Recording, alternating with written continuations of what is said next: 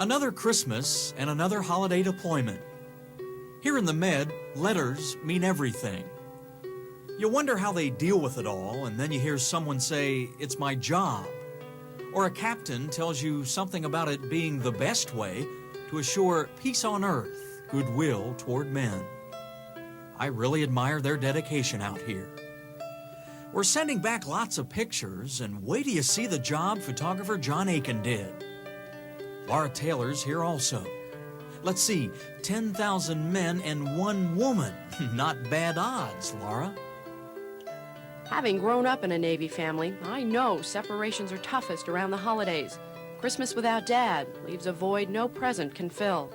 But out here in the Med, Joe Flanagan and I are seeing what it's like on the other side, for the fathers, husbands, and sons giving up Christmas at home for their country. Anyway, lately there hasn't been much time for these guys to think about the holidays. They've been working long hours on a big amphibious exercise called African Eagle. Sunset over the coast of Morocco. It's quiet, tranquil, not a hint in the air of the force that lies in wait offshore, ready to make its presence known at the break of dawn.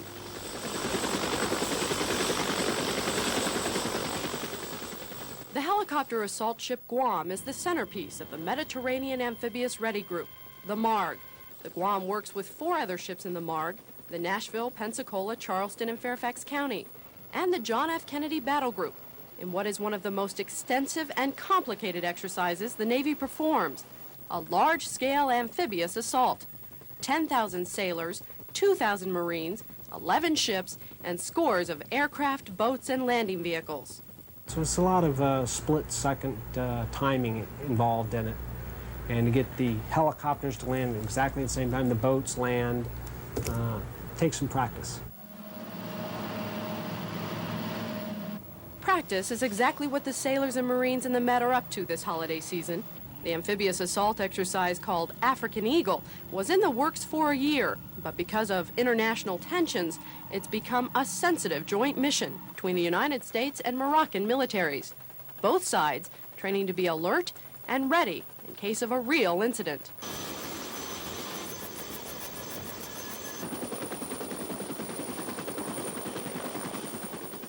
The assault begins at first light. A wave of helicopters carries Marines and cargo behind enemy lines. Right behind them, boats and landing craft are dispatched from MARG ships and sweep onto shore. A force to be reckoned with.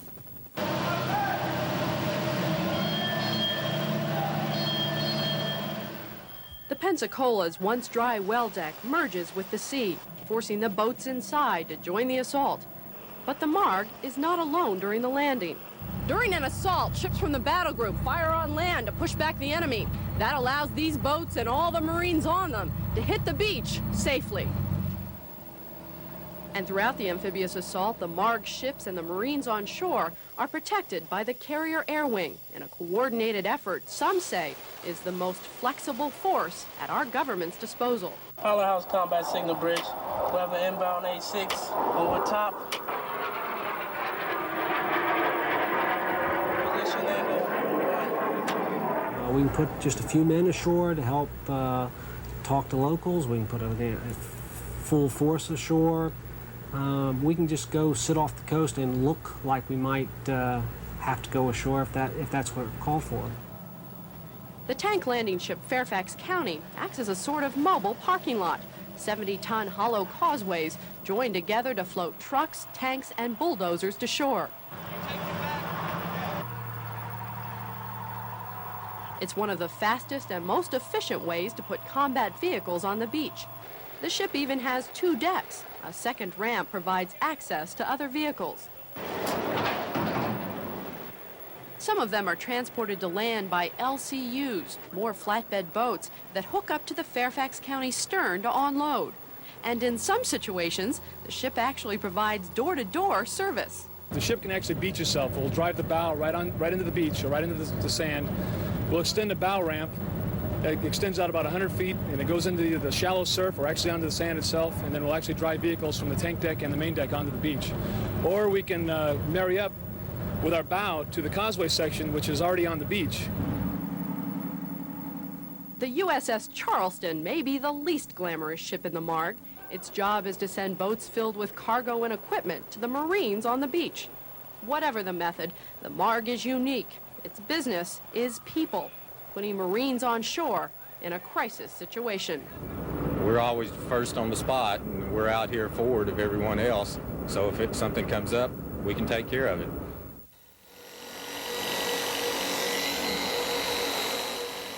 I am one of the few, one of the proud, one of the Marines. I am also one of the ones to get a high and tight haircut. I knew there was a good reason I forgot my brush on this trip. Don't need it now. Joe's job was to spend a day in the life of a Marine, and first things first, the hair is the first thing that goes. I think somebody opened the door. I feel a draft. At least while I was getting this buzz job, I was missing some of the other stuff Marines do all day. Ready, exercise. 1, 2, 3. Sergeant Vinny Negrona became a Marine at age 17. Attached to the USS Pensacola, Vinny has a wife and son living in Virginia Beach. It's a life he's grown to enjoy. During the day, we usually perform vehicle maintenance, work on weapons, classes, especially leadership classes, professional development classes. They get each subordinate Marine to learn how to take over his senior Marine's job. A Marine's life can be an endless array of lines. Lines for breakfast, lines for lunch, lines for dinner. Lines for everything. And just when you think the lines are over, they line you up for a ceremony, like this one commemorating the promotions of fellow Marines. If I had a nickel for every time I lined up, I'd be a wealthy man by now. Oh well, eventually the day winds down out here. Once the regular day is over with, regular day is usually over around 4:30 in the afternoon. You're free to do almost anything that you can do aboard the ship. Meanwhile, back on the USS Nashville, Joe's high and tight was getting higher and tighter. Let's go all the way. Even my fellow Marines stood by and watched and did nothing. Whatever happened to the buddy system around here? My boss thought it'd be an outstanding idea if I was to get a high and tight haircut before you got in the chair so you could see what the heck you were going to get. But since you volunteered to stand in place of me, I said go for it. Hundreds of Marines live on board the USS Charleston during the 6-month deployment in the Med. They live in close quarters that require a great deal of tolerance for people-to-people contact. It's just something you got to get used to. I've seen the other ships, and in my personal opinion, we've got it better than the other ships. So it's just something you got to get used to. More or less what I enjoy basically is being able to take care of my Marines. What's difficult is being away from my family, because my family is back home and I'm here. That's the only difficulty that I've been having so far, but I've been able to deal with that.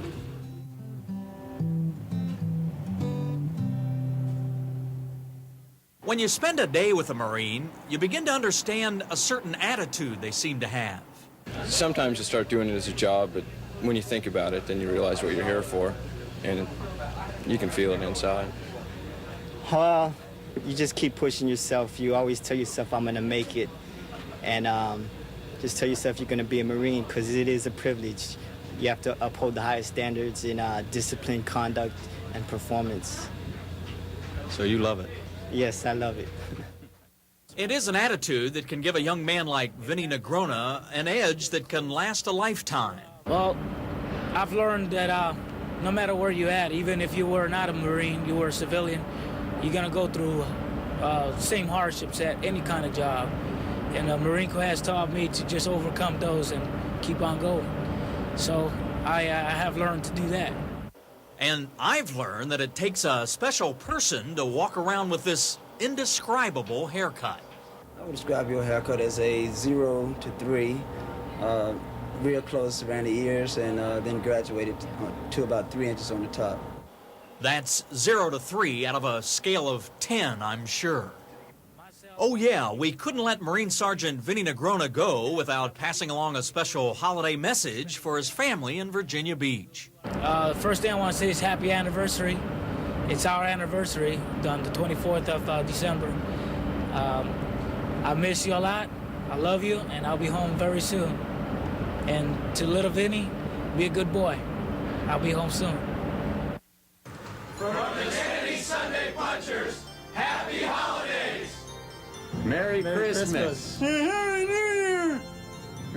We wish you a Merry Christmas. We wish you a Merry Christmas. We wish you a Merry Christmas and a Happy New Year. Season's greetings from the USS Bay Bridge. Happy holidays from 126 Seahawks. Hi, I'm EMC Booding from the USS Charleston. I'd like to say Merry Christmas to my wife, Edna, my daughters, Karen, Michelle, and Claudine. Merry Christmas and Happy Holidays from Carrier Air Wing 3. Hi, I'm Chief Gunner's Mate Jack Begley, and this is my friend Ulysses G. Hogg, and we're on the USS Biddle. And we want to wish everybody in Hampton Roads a Merry Christmas and a Happy New Year, but especially to my wife Sandra, my son Jason, and my daughter Heather. Merry Christmas. I love you.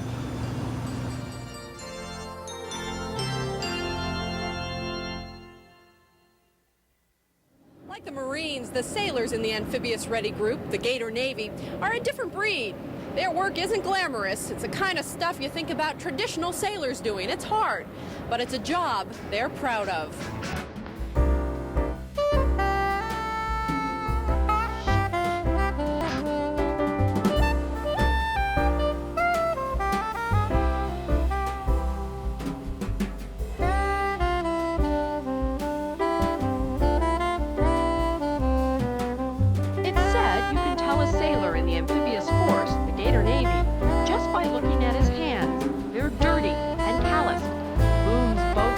And grease. It's the name of the game in the Gator Navy.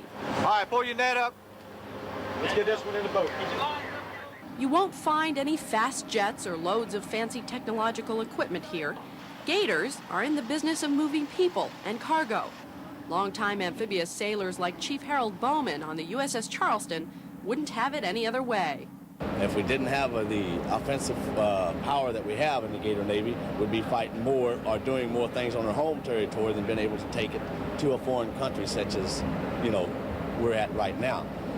It'd be like going to a knife fight without your knife. A friendly spirit of rivalry exists between the amphibious ships and the big boys in the carrier battle group. Both insist theirs is the most indispensable part of the Navy. Gators don't get the attention the glamour boys in the fleet get, but as the Gators tell it, those other ships exist to support them. They have got to get the Gators to where they can do the damage to the enemy. And once we're there, we're pretty much on our own as far as getting our troops ashore, getting their equipment ashore, and keeping the drive alive. Without it, you can't operate. And the often ignored Gators say they're the hardest workers in the Navy. On the smaller amphibs, they're forced to take on a variety of jobs. It is labor-intensive. Bowman says should the big boys ever doubt it, they've got a standing invitation to try life as a Gator. If they're good enough, we'll take them. We'll give them a shot, and then let them see if they can earn their money. They won't be backing up to the pay line, I'll guarantee you that.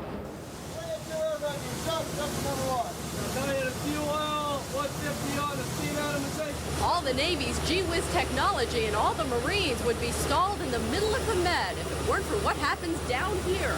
This is the pit, the hull. It's the fire room of the ship. And the engineers down here, called snipes, work hard to get and keep the ship underway. And they use surprisingly old-fashioned methods. It's one of the hottest, dirtiest, and noisiest places deep inside a ship, far away from daylight.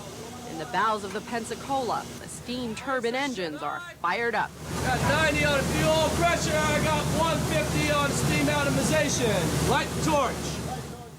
Getting one of these huge ships underway all starts with a lighter and a torch.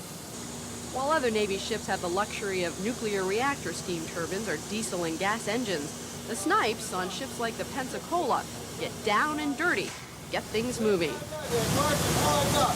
Torch warmed up by it. Your torch. Torch is in, start in, torch is still lit. Torch still lit, I start your SSD. SSD inserted on, torch still lit. Light fires. Fires lit, number one. In my opinion, the gas turbine Navy and the diesel Navy, those guys got it made to shape compared to how hard these guys have to work. Brian Demers has been taking the heat for 6.5 years. He says there's a strict science to what he does in the hole, and he says without the snipes, the Navy would go nowhere. Without us, the ship doesn't operate. We don't have electricity, we don't have water, we don't have steam to move it through the water. My job, the job we do here, is the heart of the ship. No matter what they say about us, we make the ship run. Hagar Barker of Virginia Beach has been in and out of engine rooms for 14 years. Without us, nobody else has anything. We wouldn't be going anywhere. We have a saying down here, if the snipes don't groove, the ship don't move. All these guys down here got to have a lot of pride, because what they do requires a lot from them. They pour their heart and soul into their job. They love what they're doing, and a lot of pride, that's what it takes. As if 100-degree temperatures and the heat of the hull aren't enough, the snipes take a lot of heat from the crew as well. When the water is cold, the lights go out, or the ship is dead in the water, the buck stops here. It's then the snipes earn their pay for many dirty, hot, and very long hours. Fire's lit, number 1 boiler.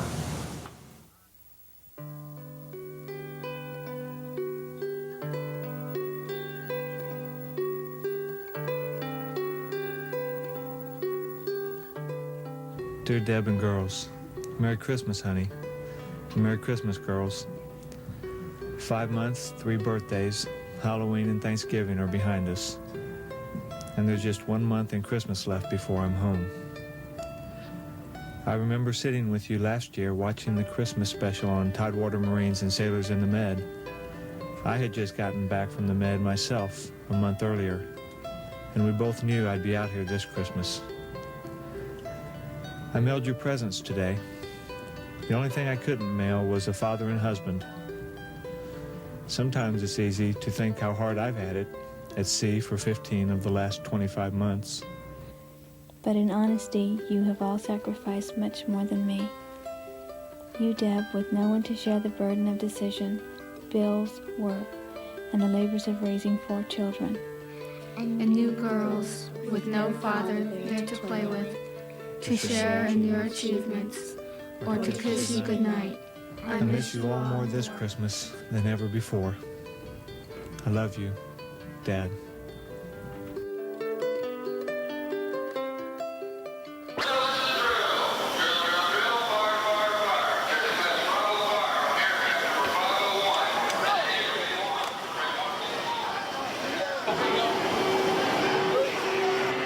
Planes from the carrier John F. Kennedy have spotted enemy aircraft and patrol boats armed with surface missiles operating near the ship. It's an imaginary scenario, but when General Quarters sounds, everybody moves. On a huge floating machine like the Kennedy, several thousand people rush to get into position. Okay, go ahead and get your gear, clear all the way. General Quarters is sort of like a big fire drill. The men assigned to the damage control teams operate out of repair lockers that have specialized equipment.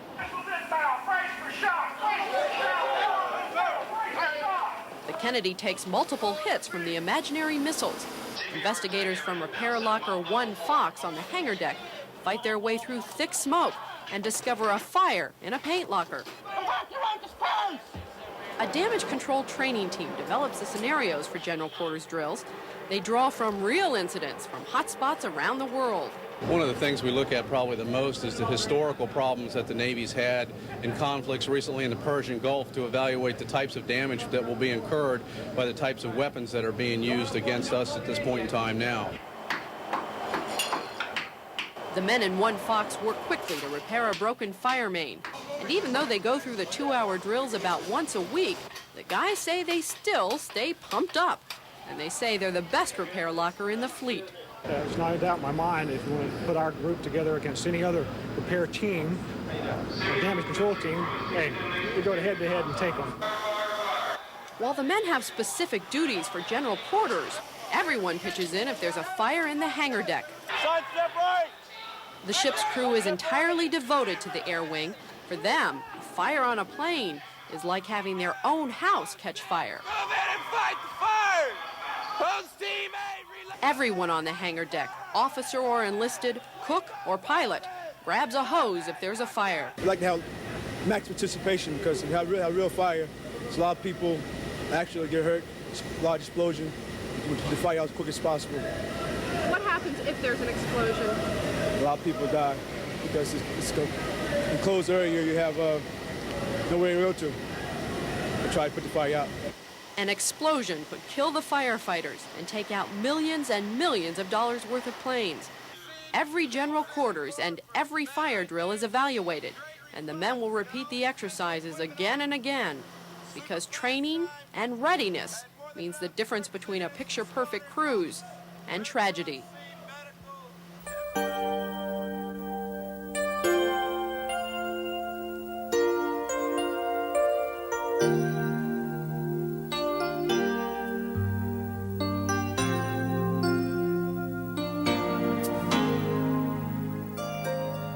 Now, we've all heard the Christmas carol known as the 12 Days of Christmas. Well, the crewmen aboard the USS John F. Kennedy came up with their own version of this holiday classic.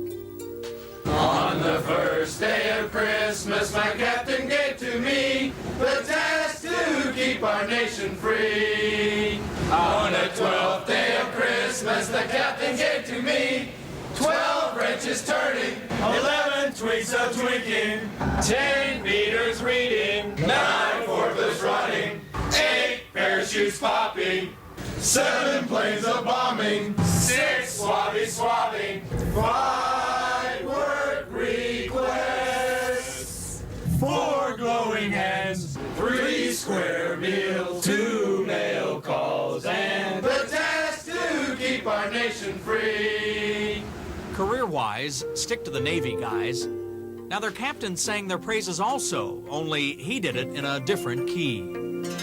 Hello, I'm Captain Denny Wisely, Commanding Officer of the John F. Kennedy. I want to wish all of you in the Tidewater area a very Merry Christmas, and particularly the families of those who have members on the Kennedy.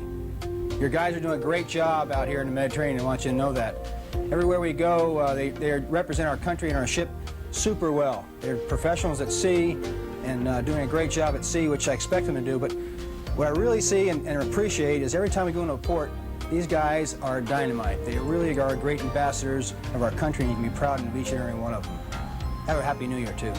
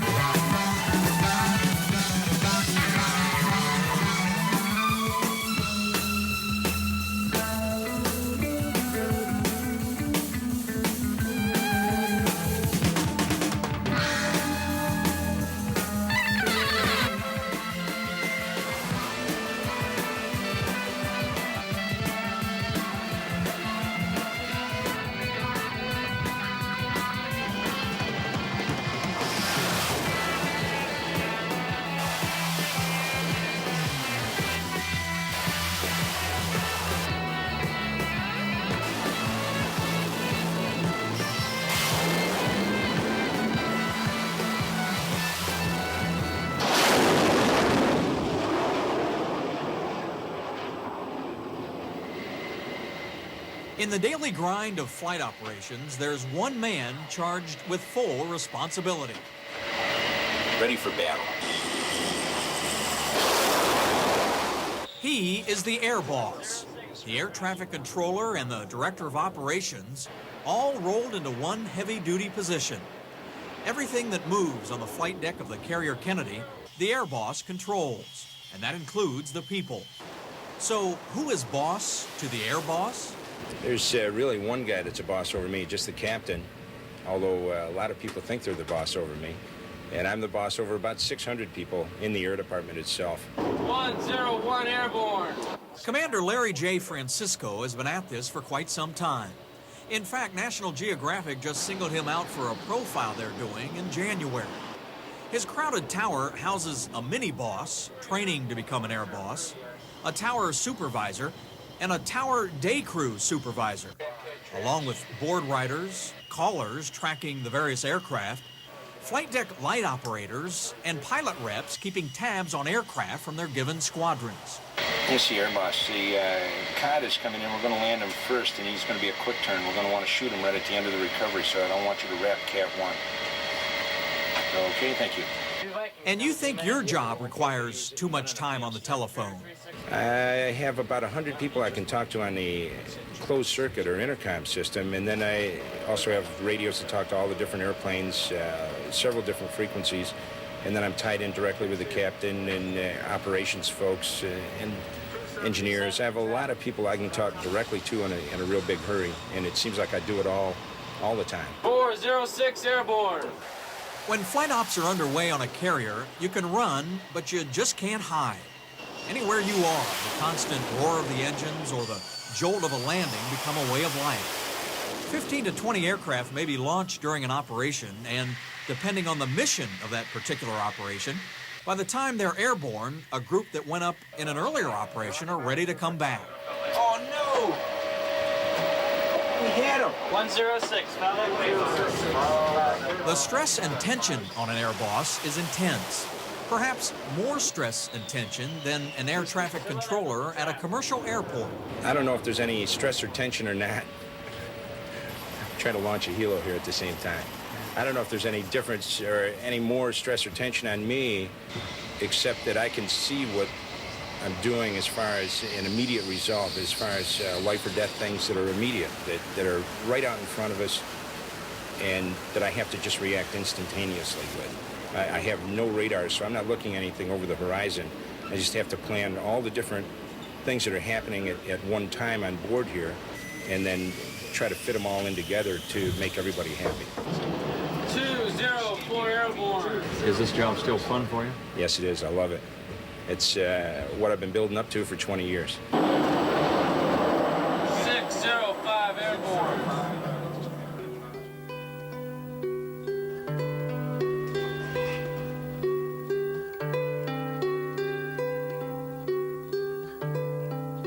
Hi, sweetheart. We are 2/3 of the way through with the cruise, and the thoughts of having you in my arms with Paul and Jerome at my side brings me so much joy that it makes me want to cry. The reason I feel this way is because all of the things you say and do. Your love keeps me strong and keeps me holding on. I sometimes feel that there is no stronger love in this world than what we have. Baby, I want to hold you in my arms and never let you go. If I had the world, I would give it to you. But since I don't, I want to give you all the loving that I can give. I want to treat you like a queen. It feels so good to give love and have love in return. Sweetheart, I love you. Tell Paul and Jerome that Daddy is very proud of them. I wish I could be home to watch them open their gifts. Well, I must go now. Merry Christmas and Happy New Year. Love always, Smitty.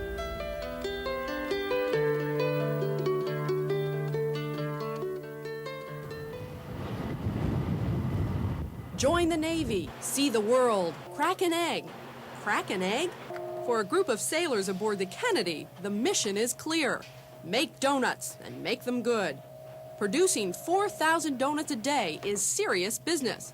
A job for the few, the proud, the bakers. It takes a lot of time, a lot of patience, a lot of hard work, but we get the job done. There's no really big secret. Just follow the recipe card and make sure you have the proper amounts when you put it into the mixer. And what goes into the little mixer really isn't that much. Just a bit of flour, about 75 pounds, a dash of nutmeg, a couple jars, a wee bit of shortening, 8 pounds if you've got it, a couple of eggs, about 6 dozen will do, a little bit of water, about 5 gallons, 3 pounds of yeast, plus a couple of cups of vanilla, and several pounds of sugar. The donut team makes that recipe 3 times to get enough donuts to feed hungry sailors each morning. Through the night, they carefully watch over their creation, giving it a chance to rise before manning their battle stations and arming themselves for the attack. Their weapons? Rolling pins and cookie cutters. The Kennedy donut team says it doesn't get tired of the daily grind. They can cut it. They do it because there are hungry crewmen lining up for what they make. The donuts are fried up, assembly line style, then delicately glazed and ready to be presented to the troops. Made every day, so it's pretty fresh. You know, aboard the ship, you don't get really, a lot of fresh food, but these are made every night.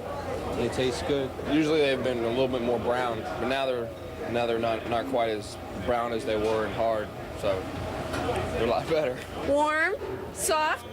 Think it's gonna be all right? Great, fresh, very good. James, wonderful. Thank you. Whether the sticky creations are gobbled up by fork or by finger, the donuts are appreciated, and that keeps the Kennedy Donut team rolling, ready to make a new batch tomorrow.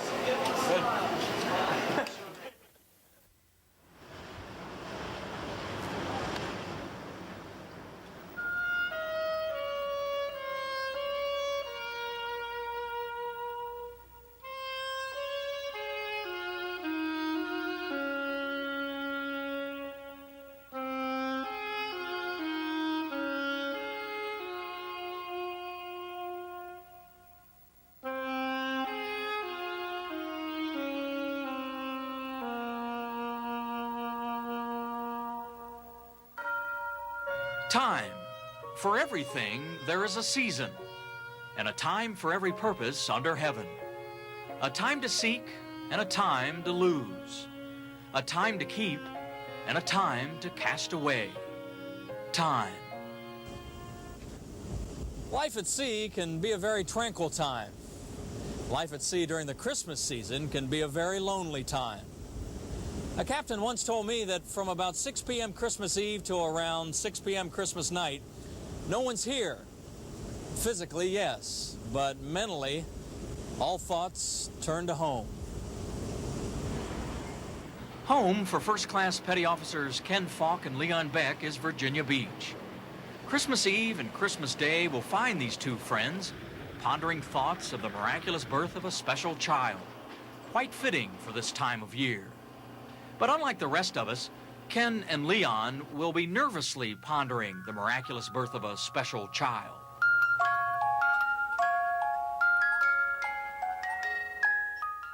Ken's wife Julia is expecting their first child any day now. For 3 years, Ken and Julia tried to have children but could not. Then, just as Julia was to begin in vitro fertilization, she discovered she was pregnant. The moment couldn't have been more joyous, but the timing couldn't have been more painful. But that's why it's so ironic that he's away right now, because it was so important to us. And he really wanted to be here for the whole thing, so maybe the next one we'll be together. I'm nervous now. I've been nervous for the 6 months on the cruise. There's a lot of responsibility on her part. She's got to pay the bills and everything at home, and having the baby isn't helping any, so she's pulling through, though, so I am nervous. Yeah. Julia is from London, and her mother has come to Virginia Beach to be with her. Christmas Eve, if I'm not at the hospital, Mum and I will probably have a quiet evening and have, cook something nice to eat and wonder what Kenny's doing. And my mum's over from England, so my dad's all alone in London. So we'll probably call my dad and see how he's doing. And I wish we could call Kenny, but we can't. And we'll watch some TV and get ready for Father Christmas. Well, Christmas Eve we're planning on spending with my father-in-law in London. We're going to take the train across France and the ferry across to Dover, and hopefully he'll pick us up there, and if not, we'll take the train up to Croydon, England. Julia's best friend Sherry has been her coach throughout Lamaze class and will stand in for Ken at the birth. Sherry is also Leon's girlfriend.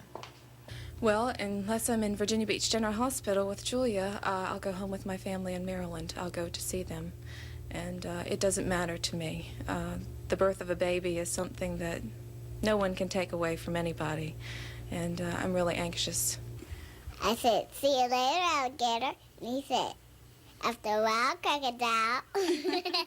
That's how 4-year-old Akila Ware describes the way she said goodbye to her daddy, Terry. Like the Falks, the Wares will be apart for the first time this holiday season. Cindy Ware works as an aviation maintenance administrator at Oceana Naval Air Station, while husband Terry is an aviation storekeeper on the USS Kennedy. Christmas Day, I'll probably go to one of the church services that we're going to have on board. to really get in the spirit of Christmas, and that'll hopefully keep me cheered up the rest of the day. If we're in port, I'd like to call Cindy and say Merry Christmas to them. Well, it'll be different, and but you know, I just feel blessed that, you know I have him, even though he can't be here. He'll be here in spirit, you know, because you know, Christmas is all about Christ's birthday, you know, and that's what I'm going to be celebrating. That's how I'm going to be thinking of it, you know, not so much that he's not here, but, you know, because he's always here, in spirit, always. Have yourself a merry little Christmas. Let your heart be light. Next year all our troubles will be out of sight. Hi, Terry. Merry Christmas. I love you eternally. You know that. I love you very much. We all do. We miss you. Take care of yourself, okay? Cindy, Trevor, Akila, and Annie, Merry Christmas, and I'll see y'all real soon. Love you. Sherry, I just want to wish you a Merry Christmas and be careful and have a lot of fun and enjoy it the best you can. Take good care of Julia, and I'll call you after Christmas or on Christmas Day. I love you and I miss you. Hi, Leon. Merry Christmas, baby. I can't wait for you to come home, and it's going to be one heck of a party in Virginia Beach when you arrive. I love you. Merry Christmas. Hi, Kenny. I really wish you were here right now. I hope you have a nice Christmas day as best as you can without all of us here. And I love you very much, and I can't wait for you to come home. Merry Christmas. I miss everybody. I miss the whole family, but we've got a job to do out here, and I guess we have to do it. All I love, Kenny. And we think of you all the time. And this baby's gonna be so special. I'm sorry about that. That's beautiful. Happy Hanukkah from the USS Kennedy. Hi, I'm Kirk Evans aboard the Fairfax County. I'd like to say Merry Christmas and Happy New Year to my wife, Lorraine, to my son, Kirk Jr. Merry Christmas, Happy New Year. Hi, I'm OSS Montgomery off the USS Bainbridge. Merry Christmas, Mom, Granny, and family, Julie and Christy, and everyone have a happy and safe New Year. I love you. Hello, my name is Nelson Cardona from Confed Brown 4. I'd like to wish my wife, Riza, and my 2 kids, Roslyn and Nelson Jr., a Merry Christmas and a Happy New Year. I love you and I miss you, and I'll see you soon. I'm Charleston's Command Master Chief Dave Schermerhorn. Merry Christmas and Happy New Year's to my mother-in-law, Nell, my sons Dom and Joe, my daughter Wendy, my daughter-in-law Lori, my daughter-in-law-to-be Christine, and to my wife, I love you, honey, and I'll be home real soon.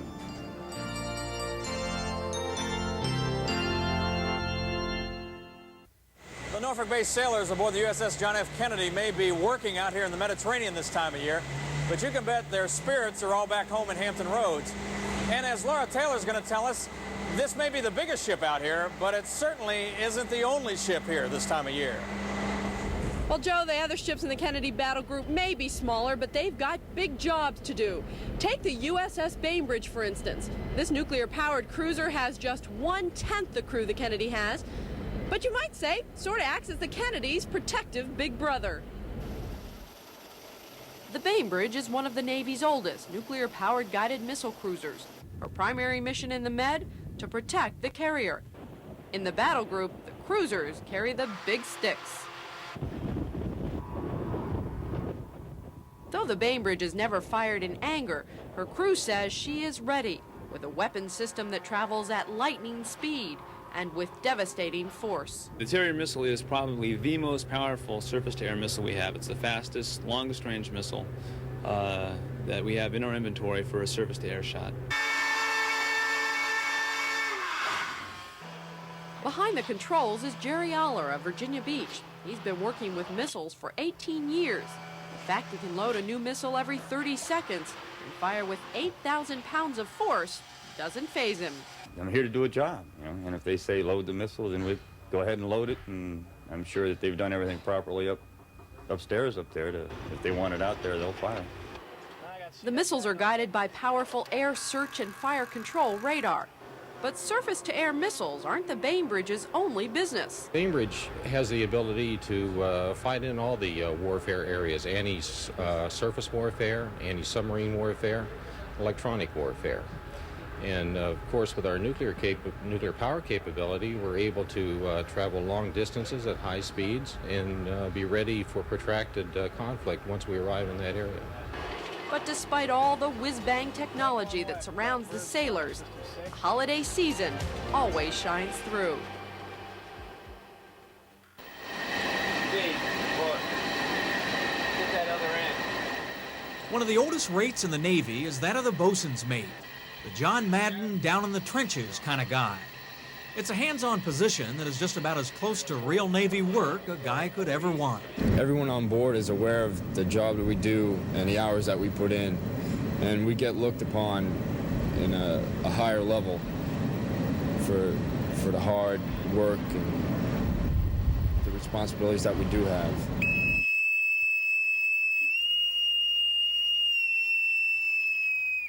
Flight quarters. All hands man your flight quarters station. The bosun's mate supervises a wide variety of ship projects. Well, basically, we have to let people just do their job. We can inform them of what the job is and how it has to be done, and we just leave them alone. And we come back periodically and check. BM2 Robert Calloway is from Hampton, and he's just transferred from supply ship duty to the USS Biddle to learn what it takes to become a bosun's mate. And it takes a lot. And it's hard work, long hours, but that's what the Navy's all about, I guess.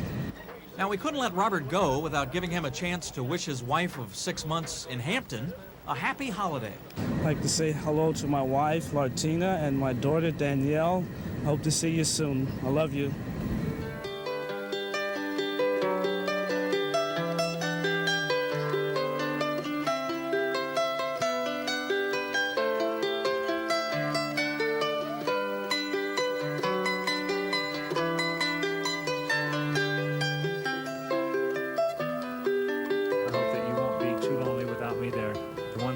To miss the most is being home the one thing Christmas I'm going morning to miss and the watching most Amanda is being open her home presents. Christmas morning and watching Amanda open her presents.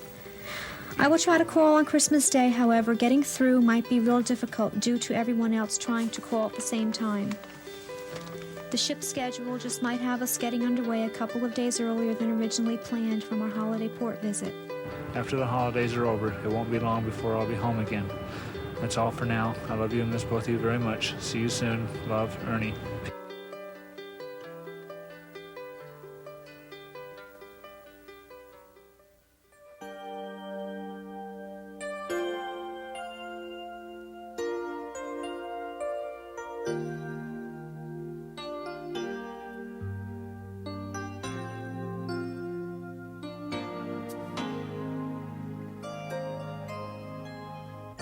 From the Marg to the Kennedy Battle Group, being away from home during the holidays is one of the most difficult sacrifices the men and their families have to make.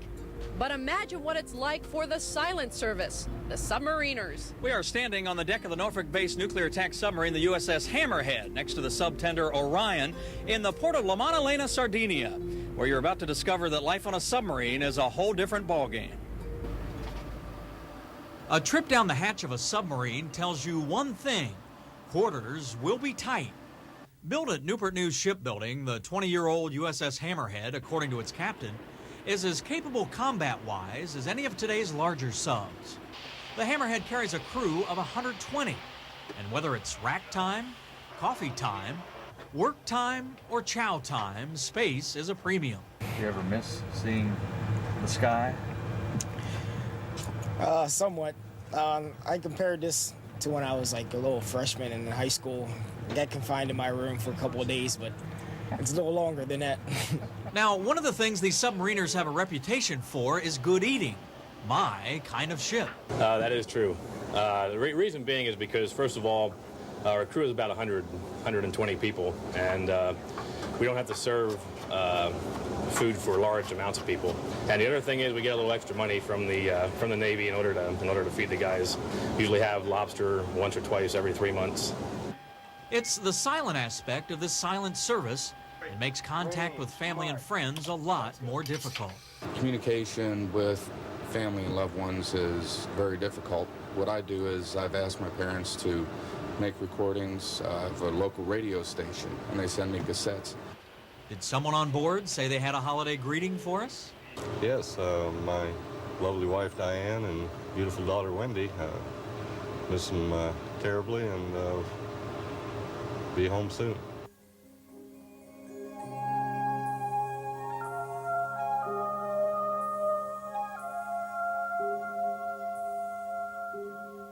Like so many other children with fathers in the military, the Hammerhead kids are sending long-distance greetings to their dads this holiday season.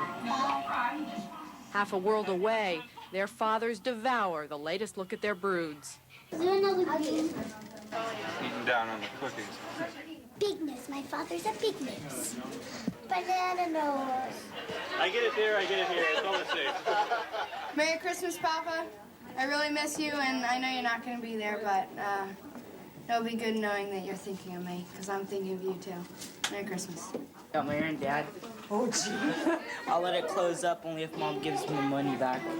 Honey, did you give him his money back? The Hammerhead families are separated by more than just oceans. The very nature of their duty keeps submariners further away from those they love. Theirs is the silent service. You see very little of them. You reach a point where you wonder if it's worth it, because your time together with them is very limited, very limited. Families at home exist without information and communication for long periods of time while the sub is underway. Their husbands leave with a moment's notice and return by surprise. I know that he's doing an important thing for the country, and that sounds so simplistic and it sounds kind of flag waving, but that's how I feel. It's a hardship, but that's what the guys are doing it for. That dedication and support from the home front is what the submariners say keeps them going during deployments. They say while their life at sea is difficult, the burden on their families is greater. I don't know how she does it, but she does a good job at it, and does an excellent job of keeping the family going and the kids together, and that's really the important part. The support structure on the ship and at home keeps the Hammerhead on an even keel, and sporadic news keeps them going. But no letter or video can replace the real thing during the holidays. Throw Daddy a kiss. Throw him a big one, too. Well, it's going to be tough missing the boys this year. My oldest being in the 2nd grade and my youngest being 4 years old. I guess he's having problems understanding that Dad's gone and won't be home for Christmas. Because every time I get a chance to call home, I get chewed out from him why Dad's not coming home.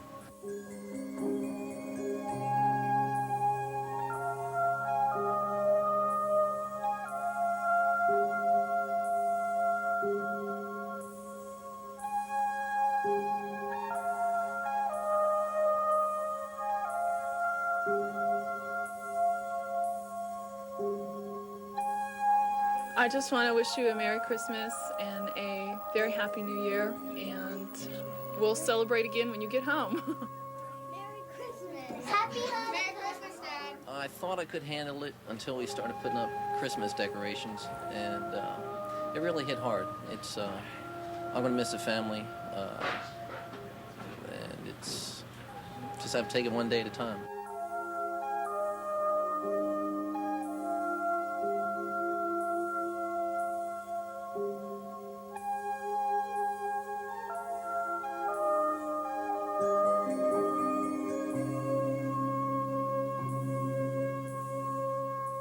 Christmas, Daddy. Fritz, I miss you so much.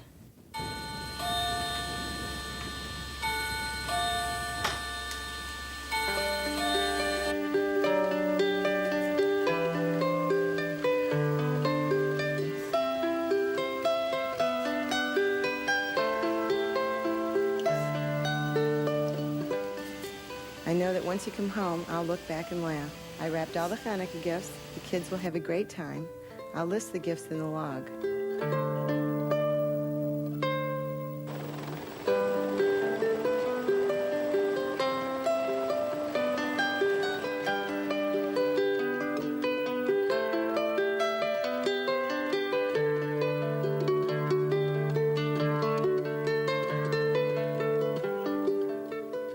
Well, sweetie, it's late. I'm going to put this in the package.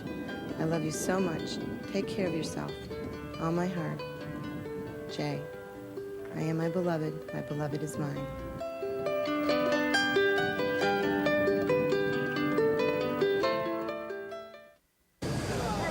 Hello, my name is Sergio Rodriguez. I'm on board the USS Guam. I want to wish my wife a Merry Christmas. I love you, Grace, and I hope to see you soon. And I can't wait to be your father. I love you. The wives and families of Pensacola, Merry Christmas! My name is Lieutenant Greg Atchison from USS Guam. I'd like to give a special greeting to my wife. Hayaku America ni kairitai. Moshi dekitara ishou ni Christmas o chikano sugoshitai. Ja mata Christmas ni omedetou. My name's Jay Hardy. I'm a boiler technician on board the USS Nashville. I'd like to wish the woman in my life, Barbara, a Merry Christmas and a Happy New Year. I love you, honey, and I'll see you when I get back. From aboard the USS Guam, my name's Greg Kager-Miller. I'd like to say Merry Christmas and Happy New Year to all the guys in the Virginia Beach Lacrosse Club. See you in February. Hello, I'm First Lieutenant Anthony, the Combat Cargo Officer on the USS Nashville. I would like to say Merry Christmas to my family, my mom. I love you and I miss you, and have a Merry Christmas and a Happy New Year, and see you soon. Good evening, Tidewater. My name is Lim Jordan, and I'd like to say that we're having a great time out here serving our country. I'd also like to wish my wife, family, and friends Merry Christmas and a Happy New Year. See all of you soon. From OE Division of USS Guam, Merry Christmas, Hampton Roads!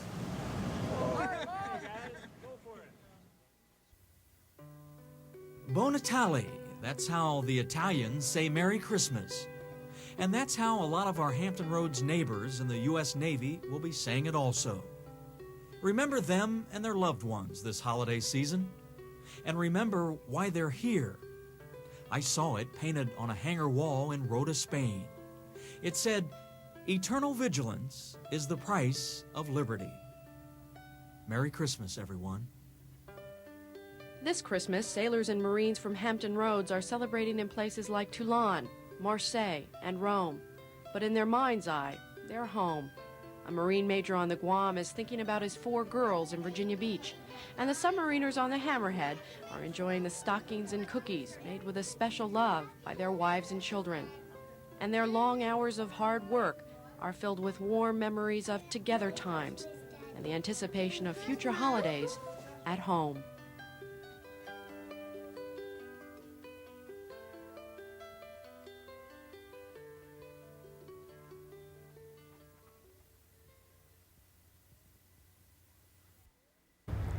I'm Lori Dewey from Taco Bell. We hope you have enjoyed this special program, A Navy Christmas. Christmas is the time of year we share with our families and friends, whether together or apart. I speak for everyone at Taco Bell when I say how proud we are to bring home and holiday warmth to the Hampton Roads community, and especially to the families and friends of the United States Navy.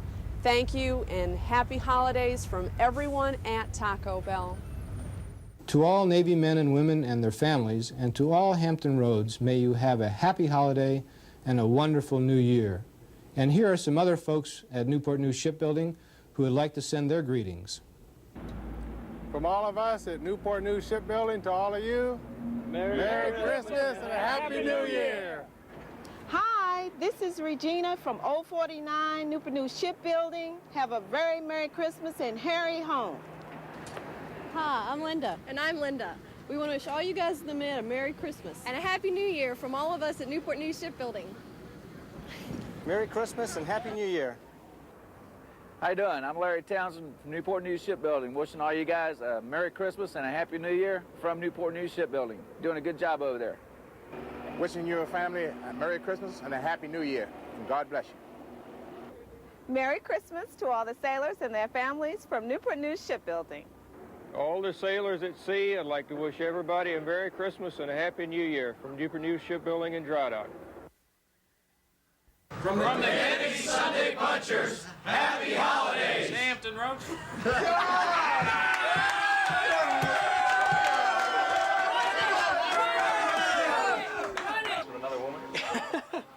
I miss you, Jill. Real bad. Real bad. It's been a long cruise. Like to wish my relatives at home Merry Christmas. One more. Aunt Jane, Uncle Stanley Yamrick. 1, 2, 3. To the wives and family of Pennsylvania. Uncle Art, Aunt Mary Leadingham. Cut. You shut up. My wife Alice, my sons James and Timothy. Oh, look at her. We got our priorities.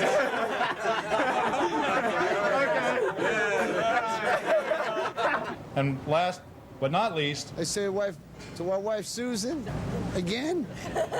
To our wife Susan. I said it twice. I gotta say it 3 times. Hey, Michael, come here. I need help. We ready? Yes, sir. Hope you all have a nice Christmas and see you all in February. Ran out of film. I gotta take it off them, not you too. Thank you. And we've only got 2 weeks on this cruise, and if he's here, we're going to be standing here forever.